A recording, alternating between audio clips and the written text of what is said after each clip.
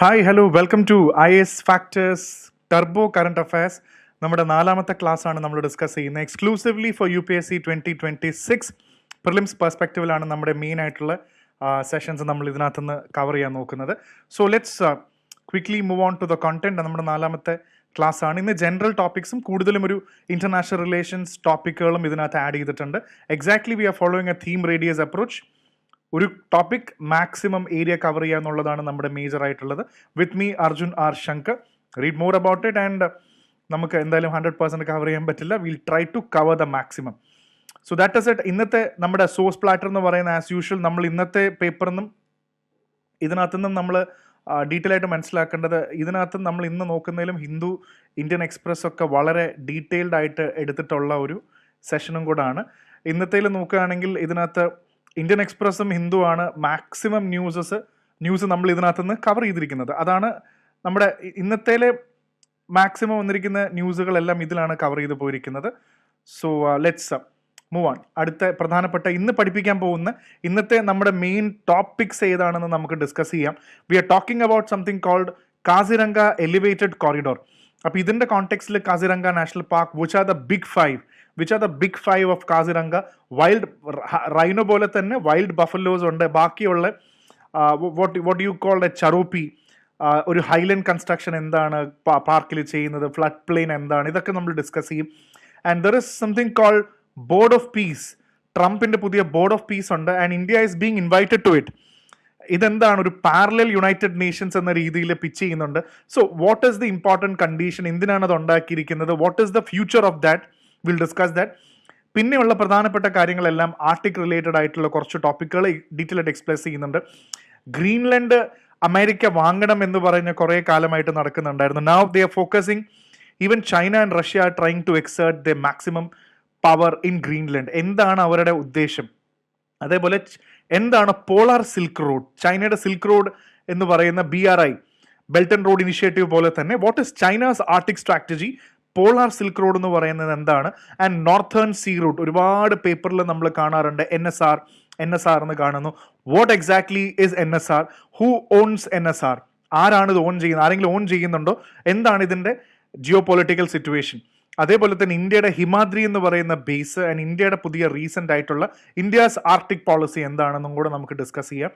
And moving on, ഇപ്രാവശ്യം വിന്ററിൽ വളരെ snowfall കുറവായിരുന്നു. അപ്പോൾ എന്തുകൊണ്ടാണ് വിന്റർ ഫീൽ സ്നോലെസ്, അതിൽ മനസ്സിലാക്കേണ്ട പ്രധാനപ്പെട്ട ഒരു ഫെനോമിന ഉണ്ട്. വാട്ട് ഈസ് വെസ്റ്റേൺ ഡിസ്റ്റർബൻസ്, എങ്ങനെയാണ് വെസ്റ്റേൺ ഡിസ്റ്റർബൻസ് എന്ന് പറയുന്ന ഈ ഒരു ഫെനോമിന ഇന്ത്യൻ മൺസൂണിനെയും മറ്റു കാര്യങ്ങളെല്ലാം എഫക്റ്റ് ചെയ്യുന്നതെന്നുള്ള പ്രധാനപ്പെട്ട പോയിന്റാണ് നമ്മളിവിടെ ഡിസ്കസ് ചെയ്യുന്നത്. ആൻഡ് പോക്സോ കേസിൽ എന്താണ് സുപ്രീം കോടതി റീസെൻ്റ്ലി പറയുന്ന ഒരു blanket clause, Romeo Juliet exemption കൊടുക്കണം. What is Romeo Juliet in POCSO case as mandated by the Supreme Court of India. പഞ്ചാബിൽ private university, digital open university വരാൻ പോവാണ്. Is this a good thing and what should India learn from this? അങ്ങനെ ഒരു university വന്നാൽ ആർക്കും university തുടങ്ങാൻ പറ്റും. നമുക്ക് വേണമെങ്കിൽ ഒരു പ്രൈവറ്റ് യൂണിവേഴ്സിറ്റി പഞ്ചാബിൽ തുടങ്ങാം. ആൻഡ് ട്രംപിന്റെ ഈ ടാരിഫ് കാരണം ഇന്ത്യയുടെ ബാസ്മതി റൈസ് എക്സ്പോർട്ട്, കഴിഞ്ഞ പ്രാവശ്യം നമ്മൾ പ്രിലിംസ് നോക്കുകയാണെങ്കിൽ they asked a question on turmeric board, ടർമറിക്കിനെ കുറിച്ചൊക്കെ ചോദിച്ചു. സോ ഒരു ഫുഡ് ക്രോപ്പ് എന്ന രീതിയിൽ ബാസ്മതി റൈസിന്റെ കൾട്ടിവേഷൻ എങ്ങനെയാണ്, വൈ എസ് ഇന്ത്യയുടെ basmati rice cultivation is affected because America has put a sanction. ഇറാനിൽ ഡയറക്ട്ലി അല്ല, ഇറാനായിട്ട് ട്രേഡ് ചെയ്യുന്ന രാജ്യങ്ങളിലേക്ക് ഇട്ടിട്ടുണ്ട്. ഇതെല്ലാം ഇന്നത്തെ സെഷനിൽ നമുക്ക് ഡിസ്കസ് ചെയ്യാൻ പറ്റിക്കഴിഞ്ഞാൽ ദാറ്റ്സ് എ ഗ്രേറ്റ് തിങ്. ഇതാണ് നമ്മുടെ ഇന്നത്തെ പ്രധാനപ്പെട്ട ടോപ്പിക്സും. Okay, let's discuss the main important topic. ആദ്യം നമുക്ക് കാസിരംഗയിൽ നിന്ന് തന്നെ സ്റ്റാർട്ട് ചെയ്യാം. സോ കാസിരംഗ എലിവേറ്റഡ് കോറിഡോർ വലിയൊരു സംഭവമായിട്ടാണ് പറയുന്നത്. ഏകദേശം ഇത്രയും അമൃത് ഭാരത് ട്രെയിൻസ് വരുന്നുണ്ട്, ഇത്രയും രൂപ ഫണ്ടിങ് കാസിരംഗ കോറിഡോറിന് വേണ്ടി കൊടുക്കുന്നുണ്ട്. എന്താണ് ഇതിൻ്റെ reason, why exactly do you need a Kaziranga കോറിഡോറിൻ്റെ കാര്യം നമുക്ക് ഡിസ്കസ് ചെയ്യാം. സോ ഇത് മനസ്സിലാക്കുന്നതിന് മുന്നേ നമ്മൾ ആദ്യം ചെയ്യുന്ന പോലെ തന്നെ നമുക്ക് let's get the story first. ആദ്യം നമുക്ക് കഥ മനസ്സിലാക്കാം. കഥ എന്ന് പറയുന്നത് കാസിരംഗ നാഷണൽ പാർക്ക് ഇവിടെ ഉണ്ട്. And it is, one-horned rhino, വേൾഡിലെ ഏറ്റവും തന്നെ biggest population, wild buffalo, the big five of Kaziranga. ഇവിടെ ഏറ്റവും കൂടുതൽ flora and fauna, wildlife ഉണ്ടെന്ന് മനസ്സിലാക്കുക. സോ ഇവിടെ പ്രധാനപ്പെട്ട സംഭവം എന്ന് പറയുന്നത് ഫ്ലഡ് വരുന്ന സമയത്ത്, വെൻ ദി ഏരിയ ഗെറ്റ്സ്, ഇതൊരു ഫ്ലഡ് പ്ലെയിനും കൂടാണ്, അസാമാണ്. ഫ്ലഡ് വന്നു കഴിയുമ്പോൾ, വെള്ളം വന്നു കഴിയുമ്പോൾ ആനിമൽസും ഇവരെല്ലാവരും ഇവിടെ നിന്ന് മാറിപ്പോവും.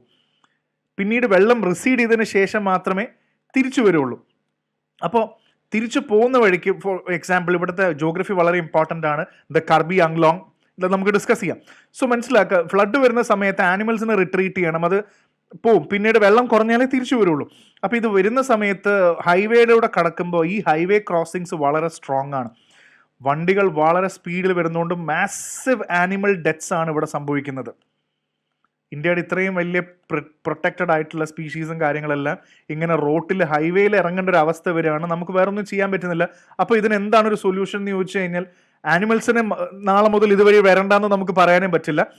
ബട്ട് അവരിതുവഴി പോയിക്കോട്ടെ. We are going to construct an elevated corridor.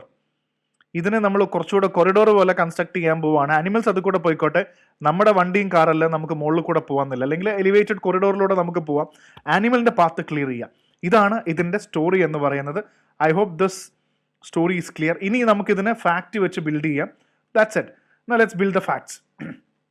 എന്തിനാണ് നമുക്കിത് വേണ്ടതെന്ന് ചോദിച്ചു കഴിഞ്ഞാൽ, one of the most important, one of the largest population of the world's one horned rhino, 37 mammal species, 500 bird species, located on the flood plains of Brahmaputra river in Assam. ഇതൊക്കെ പ്രിലിംസിന്റെ point ആണ്. ഇതൊരു flood plain ആണെന്ന് ഓർക്കാന്നുള്ളതാണ് ഇതിന്റെ പ്രധാനപ്പെട്ട കാര്യം. Let's ഇത് കണ്ടോ, take a look at this. ഈ ഫ്ലഡ് പ്ലെയിൻ കണ്ടോ, ഈ levee, frequently flooded, oxbow, first terrace, second terrace, upland, never flooded. അതേപോലെ ഫ്ലഡിന്റെ ഒരു പല രീതിയിലാണ് വരുന്നത്. അപ്പോൾ ആനിമൽസിന് ഒരുപാട് വെള്ളം ഇഷ്ടമല്ല. ഫ്ലഡ് പ്ലെയിൻ ആയതുകൊണ്ട് തന്നെ ആനിമൽ ആ സ്ഥലത്ത് നിന്ന് മാറിപ്പോവും. വെള്ളം ഒരുപാട് വന്നാൽ അവിടെ നിൽക്കാൻ പറ്റില്ല, മുങ്ങിപ്പോവില്ല, ഫ്ലഡഡ് ആയിപ്പോവും. അപ്പോൾ ഇത് മനസ്സിലാക്കാൻ വേണ്ടിയാണ് ഇങ്ങനെ ഒരു സംഭവം കൊണ്ടുവന്നത്, ഗവൺമെന്റ് ഒരു തീരുമാനം എടുത്തത്. സോ എന്താണ് ഒരു ഫ്ലഡ് പ്ലെയിൻ എക്കോസിസ്റ്റം എന്ന് പറയുമ്പോൾ, it get naturally flooded every year. Flooding is not a disaster for wildlife, it is a part of the ecosystem. Animals move to higher ground during the floods and when waters recede. അതൊരു obvious ആയിട്ടുള്ള ഒരു സംഭവമാണത്. നമ്മൾ പടത്തിൽ കണ്ട പോലെ തന്നെ പൊതുവെ ഇങ്ങനത്തെ രീതിയിൽ ആനിമൽ മുകളിലേക്ക് പോകും. വെള്ളമില്ലാത്ത സ്ഥലത്തേക്ക് പോകാന്നുള്ളത് നാച്ചുറൽ ഒരു ഇൻഡിക്കേഷൻ ആണ്. അത് പ്രത്യേകിച്ച് കാര്യമൊന്നുമില്ല. And now let's quickly get some of the important facts for the prelims. എവിടെയാണ്? അസാമിലാണ് കസിരംഗ ലൊക്കേറ്റ് ചെയ്തിരിക്കുന്നത്. Southern bank of Brahmaputra, Golaghat, Nagaon, Karbi Anglong districts. ഇത് അത്രയും സ്പ്രെഡ് ചെയ്താണ് കിടക്കുന്നത്. ആലോചിച്ച് നോക്കുക അതിൻ്റെ ഇതെന്ന് പറയുന്നത്. അലുവിയൽ ഫ്ലഡ് പ്ലെയിൻസ് ആണ്. ടോൾ എലിഫന്റ് ഗ്രാസ് ഉണ്ട്, വെറ്റ്ലാൻഡ്സ് ഉണ്ട്, റിവർ ചാനൽസ് ഉണ്ട്. വെറ്റ്ലാൻഡ്സിന് പറയുന്ന പേരാണ് ബീൽ. എന്താണ് ഈ എലിഫന്റ് ഗ്രാസ് എന്ന് പറയുന്നത്? Take a look at this. Again one horn rhino Kaziranga national park വളരെ പോപ്പുലർ ആക്കുന്നു. ആൻഡ് നമുക്ക് അതിലേക്ക് ഡിസ്കസ് ചെയ്യാം. വൈൽഡ് ലൈഫ് ഞാൻ അതിൽ എലിഫന്റ് ഗ്രാസ് പറയുന്നുണ്ട്. So let's get some more other points. National park 1974 UNESCO world heritage ആണ്. പ്രിലിംസിന്റെ പോയിന്റ് ആണ്. Kaziranga is a world heritage site. Yes, 85 is a tiger reserve. 2006 IBA important bird area എന്ന് പറയുന്ന ഏതാണ് എത്രയും സ്പീഷീസ് ഉണ്ട്. ഇതെല്ലാം പ്രിലിംസിന് വന്നാലും കാസിരംഗ ഇതെല്ലാമാണ്. One of the highest world population of one horn rhino. ഇതും ക്ലിയർ ആയിട്ട് മനസ്സിലാക്കാവുന്നതാണ്. And what is the big five? Big five എന്ന് പറഞ്ഞാൽ എന്താണെന്ന് വെച്ച് കഴിഞ്ഞാൽ, one horn rhinoceros number 1, Bengal ടൈഗറും ഉണ്ട്. ടൈഗർ ഒബ്വിയസ്ലി ടൈഗർ റിസർവ് ആണെന്ന് പറഞ്ഞു. ഏഷ്യൻ എലിഫന്റ് ഉണ്ട്. വൈൽഡ് വാട്ടർ ബഫല്ലോ, ലോകത്ത് ഏറ്റവും കൂടുതൽ പോപ്പുലേഷൻ ഉള്ളതും കാസിരംഗയിൽ തന്നെയാണ്. സ്വാം ഡിയർ, ബാരാസിംഗ എന്ന് പറയുന്നത്. ഇതാണ് ബിഗ് ഫൈവ് ഓഫ് കാസിരംഗ. ഒരു പ്രിലിംസിന് ഒരു ക്വസ്റ്റ്യൻ ചോദിക്കുകയാണെങ്കിൽ ബിഗ് ഫൈവ് ഏതാണെന്ന് ചോദിച്ചാലും you should be very clear about this. ഓർത്ത് വെക്കുക, ഇത് തന്നെയാണ് അതിന് പ്രധാനപ്പെട്ട സംഭവം. മറ്റ് tiger and buffalo records, highest tiger density ഉള്ള സ്ഥലമാണ്. The largest wild buffalo population in the world is also this. Mixed tropical ഫോറസ്റ്റുകളാണ്. എലിഫന്റ് ഗ്രാസ് ഉണ്ട്, ഭയങ്കര വലിയ എലിഫന്റ് ഗ്രാസിനെ കുറിച്ച് പറയുന്നുണ്ട്. ഈ പടത്തിൽ കാണുന്നതാണ് എലിഫന്റ് ഗ്രാസ്. കണ്ടോ, എലിഫന്റിനെക്കാട്ടും പൊക്കമുള്ള കുറെ elephant grass is napier grass, cenchrus purpureus. ഇതൊരു ഫാസ്റ്റ് ഗ്രോയിങ് പെരനിയൽ ഗ്രാസ് ആണ്. High protein livestock fodder ആണ്. പൊട്ടൻഷ്യൽ ബയോ എനർജി ആണ്. എല്ലാം ആണ്. ഇത് കണ്ടിട്ടുണ്ടാവും നിങ്ങൾ, പഴയ സിനിമയിലൊക്കെ നിങ്ങൾ കണ്ടിട്ടുണ്ടാവും. കുറേ വലിയ എത്രയും വലിയ എലിഫന്റ് ഗ്രാസ് എന്ന് പറയുന്നത്. അപ്പോൾ ഇതിനെക്കുറിച്ചിട്ട് നമ്മളൊരു ധാരണ ഉണ്ടാവണം. Kaziranga has got an elephant grass. പരീക്ഷയ്ക്കൊക്കെ വേണമെങ്കിൽ ഇങ്ങനത്തെ ക്വസ്റ്റ്യൻ ചോദിക്കുമ്പോൾ എലിഫന്റ് ഗ്രാസ് എന്താണ്?